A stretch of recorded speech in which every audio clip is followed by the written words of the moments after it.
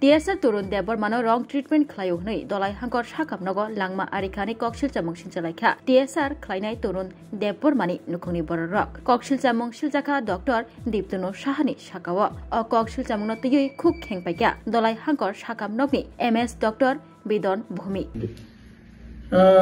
যেকোনো মৃত্যু বেদনাদায়ক আমি আই টু এগ্রি আমি একজন মেডিকেল সুপারিনটেন্ডেন্ট এই হাসপাতালের ডক্টর বিধান ভৌমিক তো পেশেন্টটা তরুণ দেববর্মা 47 বছর ওর বয়স ইনি আমাদের 3rd ব্যাটালিয়ন TSR এ কর্মরত তো আমি যতটুকু জেনেছি বা রেকর্ড থেকে যা বুঝেছি বা তাদের যে এখানে আমাদের অ্যাটেন্ডার আছে TSR এর শঙ্কর ঘোষ ওর কাছ থেকে আমি যতটুকু জেনেছি বা আমাদের এখানে যে রেকর্ড আছে বা ডাক্তারবাবুর সাথে আমি কথা বলেছি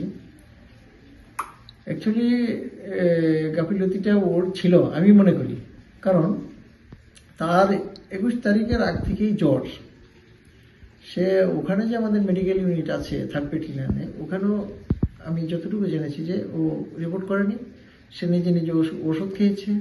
এবং যখন এটা প্রবলেম একটু খারাপের দিকে গেল তখন সে টেস্ট করেছে ব্লাড টেস্ট নিজেই এসে করেছে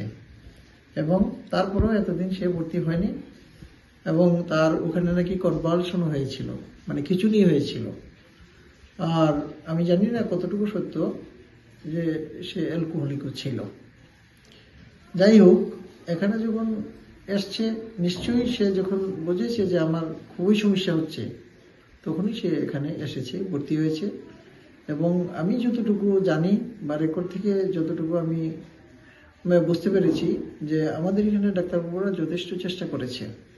হ্যাঁ আপনারা জানেন কোনো রোগী যদি ভর্তি হয় কোনো ডাক্তারবাবু কিন্তু চায় না যে রোগীটার খারাপ হোক আর রোগীটা যেহেতু খারাপই ছিল ডক্টর কল্যাণের সাথে আমি কথা বলেছি ডক্টর কল্যাণ বলেছে যে ওকে রেফারের কথাও বলা হয়েছিল মানে কি এটা ছিল আসলে সিরিয়াসই ছিল হ্যাঁ হয়তোবা তার ব্রেনে এনকেফালাইটিস হয়েছিল তার লিভার ডিজিজ ছিল হ্যাঁ রক্ত পরীক্ষার জন্য দেওয়া হয়েছে রক্ত পরীক্ষার রিপোর্টও ইতিমধ্যে এসেছে তার সমস্যা ছিলই হ্যাঁ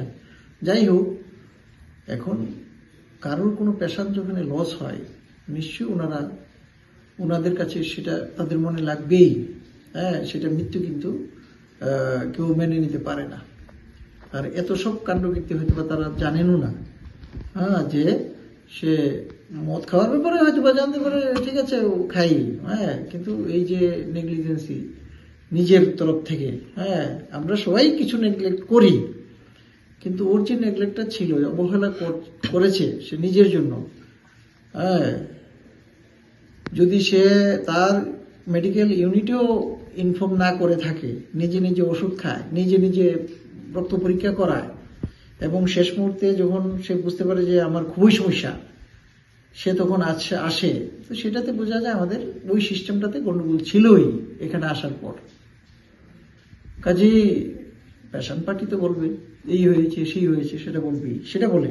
এটা একটা নর্মাল লাইন হ্যাঁ কারণ মৃত্যুকে মেনে নেওয়া খুবই কঠিন কাজ এবং আমি যথেষ্ট দুঃখিত যে এরকম একটা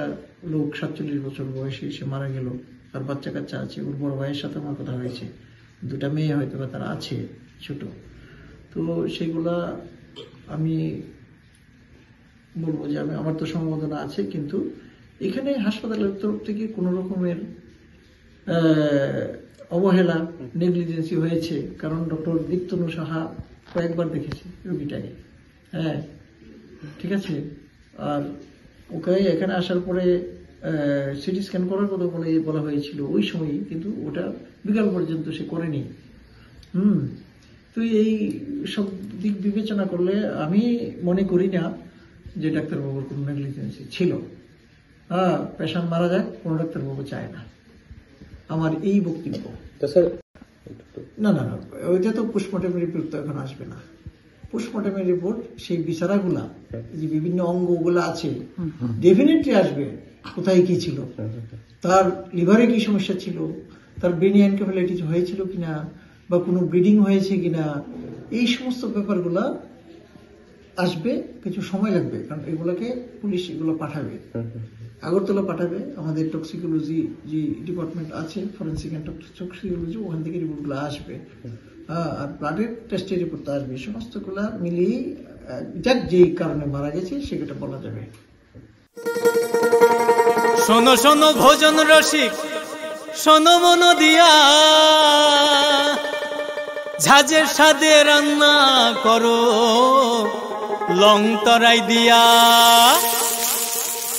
ইলিশ সর্ষে পোস্ত বাটা যেমন ইচ্ছে নাও, মালাই চিংড়ি মাংস কষা চেটে পুটে খাও, আহা চেটে পুটে খাও, আহা চেটে পুটে খাও। লং তরাই কাচ্চি ঘানির সর্ষে তেলে টেস্ট, যে খাবে সেই বলবে লং তরাই বেশ। লং তরাই সর্ষের তেল, ঝাঁঝে স্বাদে তোমাকে চাই। আহা লং তরাই বেশ, আহা লং তরাই বেশ।